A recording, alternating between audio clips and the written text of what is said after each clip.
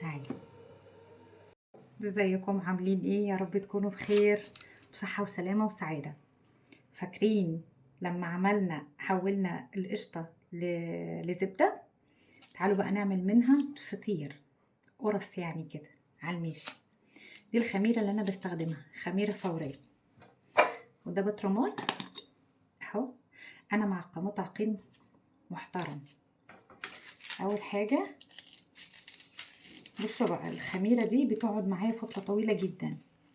لحظة واحدة لحظة واحدة لحظة واحدة. بصوا يا ولاد، بصوا اهي، عشان بس الدلدقة والحاجات اللي حصلت دي ما تحصلش تاني اهو. بسم الله الرحمن الرحيم، بسم الله الرحمن الرحيم.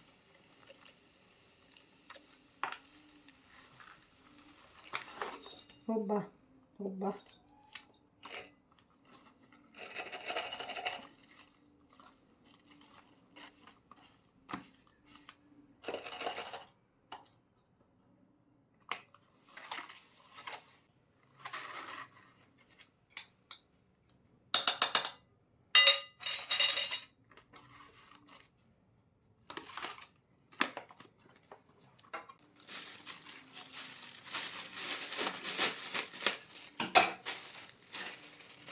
لازم اعمل الحركة دي يا جماعة. بصوا اهو،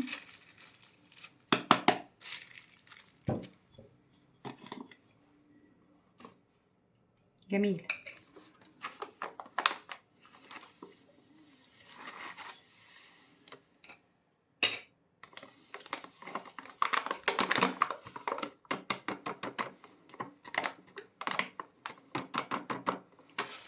بصوا كده اهو، وبغطي عليه كده. بس ده انا هاخد منه كمان ايه، معلقة ولا حاجة.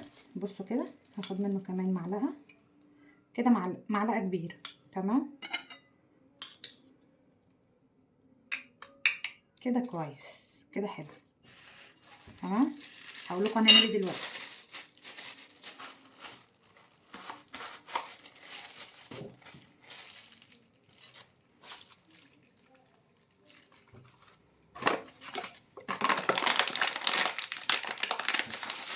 الكيسة دي مش هنرميها، كله الا استغلال الموقف.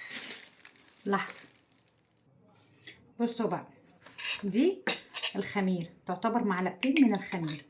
تمام اهي، او معلقة ونص مش مشكلة. تمام، ودي رد القشطة اللي احنا عملناها زبدة، هي دي. شايفين عاملة ازاي؟ هي كلها على بعضها كده قشطة. معايا سكر. لحظة، بسم الله الرحمن الرحيم. بصوا، الخمس معالق سكر يعني كوباية. الخمس معالق سكر يعني كوباية. 2 3 4 5. اديها كمان نص كوباية. 1 2 3. حلو، ماشي. ده عندنا اللبن اللي كان قاطع، اخدنا منه قيمة كده ايه، نص كوباية، وهنقلب. تمام، ودي خميرة اهي. انا ممكن اجيب كمان نص معلقة خميرة، بس هشوف الدقيق قد ايه الاول. خلاص، على كل كيلو دقيق في الشتاء البرد التلج اللي احنا فيه ده. انا اساسا النهارده تليفون. بصوا انتوا شايفين طبعا، صح؟ واضح كده صح اهو. هنقلب كويس جدا علشان الخميره تتفاعل مع اللبن. انا عايزه الخميره تتفاعل مع القشطه. دي قشطه مش لبن يا جماعه، دي قشطه. بصوا خلاص كده تعتبر ايه، انا قلبتها كويس. تمام، ده دقيق وده المنخل.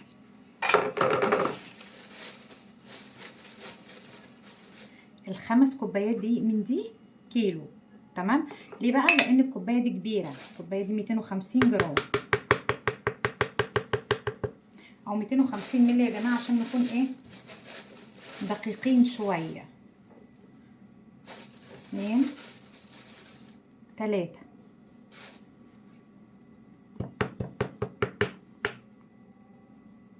انا قلت 5 ولا 6، هما بيبقوا 6 كوبايات، 6 بيبقوا 6 كوبايات بالظبط، يعني كيلو. انا كده حطيت 3. تمام، لسه 3 عشان يبقوا كيلو.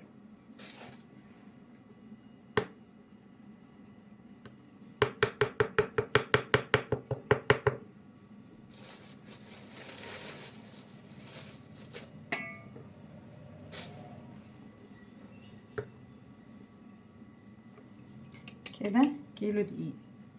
هضيف كمان 3 كوبايات علشان يبقى كيلو ونص. تمام.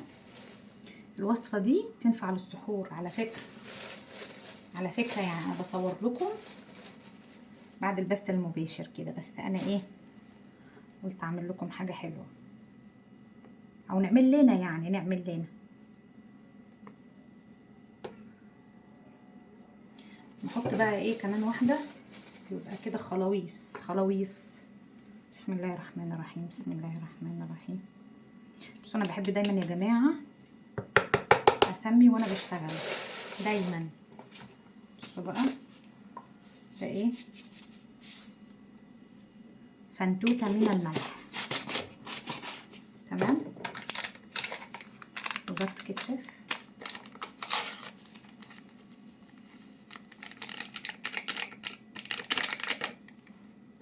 ونقلب.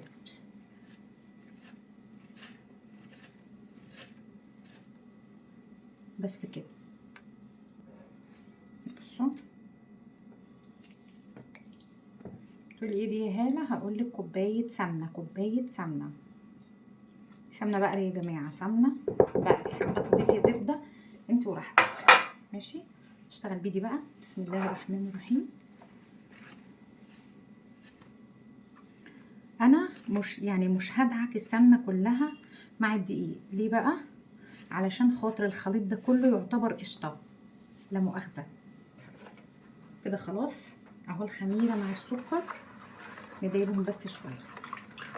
بسم الله الرحمن الرحيم، بسم الله الرحمن الرحيم. شكرا. بسم الله الرحمن الرحيم، بسم الله الرحمن الرحيم. بسم الله الذي لا يضر مع اسمه شيء في الارض ولا في السماء وهو السميع العليم. بصوا بقى، عايزه اقول لكم على حاجه او اوريكم حاجه. العجينه هتطلع مظبوطه بالشعره، بالشعره، بسم الله ما شاء الله، بالشعره. ولو احتاجت شويه دقيق موجود، لو احتاجت لبن رايب موجود. اهم حاجه يا جماعه ان العجينه تطلع معانا مظبوطه، ونيجي كده نكورها في ايدينا نلاقيها مظبوطه والعجينه ما بتلزقش في ايدينا. هي كده صحيحه جدا جدا. هنلمها كلها كده على بعضها وبعد كده هنغطيها. بس ما تنسوش يا جماعه، اهم من اي حاجه بتمنى منكم بقى تشتركوا في القناه لو انتم مش مشتركين، وبتمنى منكم كمان تعملوا شير لكل اصحابكم. هنغطي عليها شويه كده قيمه ربع ساعه وبعد كده نرجع لها. اهم حاجة ان العجينة ترتاح معانا يا جماعة، علشان خاطر واحنا بنشكلها تبقى طرية، ما تبقاش ناشفة وتشد، واول لما نيجي نشكلها كده تكش مننا. لا، كل عجينة لازم تاخد راحتها في التشكيل، علشان هي بتاخد درجة حرارة الايد والعجن، فلازم تكون مرتاحة شوية. خلاص، وانتوا لو ملاحظين يعني معايا ان العجينة مددت شوية، خلاص انا كده بختبرها هي كده تمام تمام. احسن حاجه في العجينه دي بقى ايه، او القرص اللي احنا بنعملها، القرص الطريه، ان هي جميله جدا مع الشاي مع القهوه، ممكن نسحر بيها، هتبقى فكره ممتازه جدا وتغيير كمان لو عملتوها في نص رمضان. وكمان كل مكوناتها من البيت، يعني احنا ما جبناش حاجه من بره يا جماعه، وعملناها ساده كمان. بصوا انا بشكلها ازاي بكل سهوله. انتوا ممكن تضيفوا عليها مثلا قرفه وسكر، تضيفوا عليها مثلا عجوه، تضيفوا عليها ملبن، اي حاجة ممكن تحشوها بيها، لكن انا هكتفي بيها ان هي تكون سادة كده. وانا عايزة اوريكم كمان السمك بتاعها ما بيبقاش عريض قوي زي القرص اللي احنا بنحشيها، لا، بتبقى طرية شوية كده، وبتبقى السمك بتاعها يعني صغير، حاجة بسيطة. تمام. هتقولوا لي ليه؟ علشان لسه هتاخد تخمير. انا هخمرها يا جماعة. احنا بصوا انا بعملها دلوقتي قبل رمضان تقريبا ب4 أو 5 ايام. الجو عندنا تلج موت يا جماعة، يعني مش عايزة اقول لكم كده، في رصاص في الجو. فاحسن حاجة بقى ايه للعجينة دي، ان انتي مش تسيبيها مثلا ساعتين 3 هي عمرها ما هتتخمر في الوقت ده. لا انا عملتها كده الساعة 2 بالليل، وتاني يوم الصبح هتشوفوها معايا. يعني تقريبا كده قعدت معايا من 8 او 9 ساعات تخمير. بس انا غطيت عليها علشان ما يكونش عليها اي حشرات او اي غبار او اي حاجة. تمام. وجماعة احسن حاجة في العجينة علشان تاخدي نتيجة كويسة، لازم تكون متخمرة كويس جدا، يعني تديها راحتها في التخمير. مش هيلا تقعدي ساعتين 3، لا البرد والتلج ده مش هيحصل لها اي حاجة لو باتت عندنا لتاني يوم. وتعالوا نشوف النتيجة. يا صباح الفل. شو بقى، سايباها من بالليل بتخمر اهي، بصوا اهي. دي كده عدى عليها تقريبا 10 ساعات. بصوا وهي كمان، بصوا اهي. هسويها بقى على درجة حرارة 180 وارجع لكم. بصوا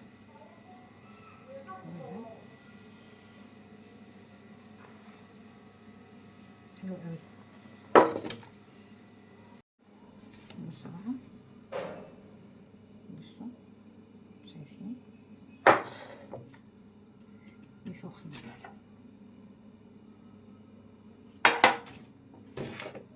كمان اهي، بصوا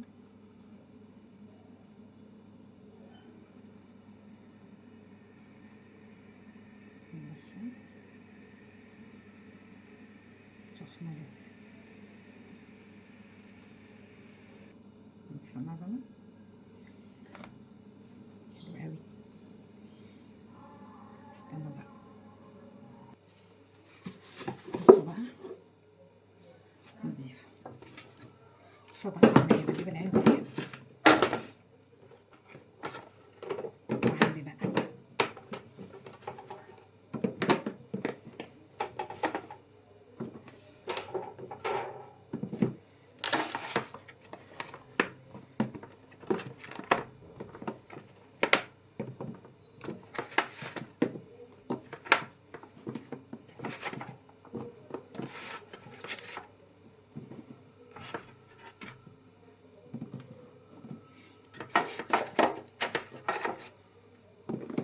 عشان تفضل سخنة.